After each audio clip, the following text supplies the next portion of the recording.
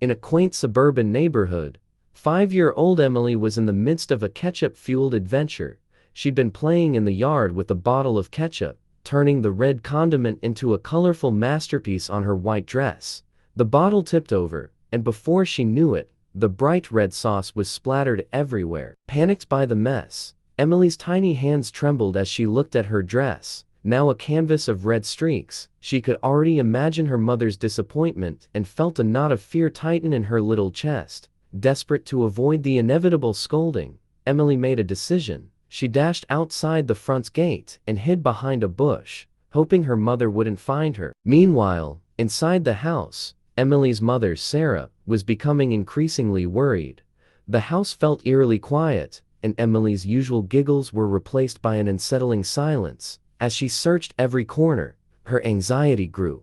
Her heart raced as she imagined the worst. Where could her little girl have gone? Across the street, the Johnsons, a warm-hearted African-American couple, noticed Emily's unusual presence behind the bush. They were concerned, recognizing the little girl from the neighborhood. Mrs. Johnson, with a gentle smile, approached Emily. "Honey, are you all right?" she asked, her voice soothing. Emily, startled but relieved, peeked out from her hiding spot.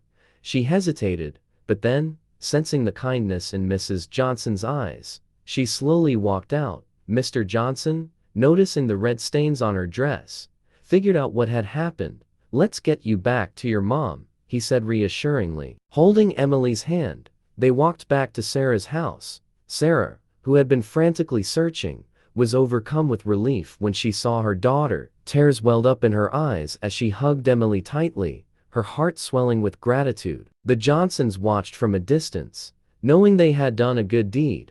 Sarah approached them with a grateful smile. "Thank you so much for bringing Emily back. I was so worried." Mrs. Johnson waved it off with a warm smile. "It's no trouble at all. We all look out for each other around here." As Emily's mother and the Johnsons chatted, Emily, now safe and sound, looked up at her new friends with a smile. The day had started with a mess, but ended with a powerful reminder of community, kindness, and unity. And though Emily's dress was still stained, her heart was full of warmth from the kindness of her neighbors.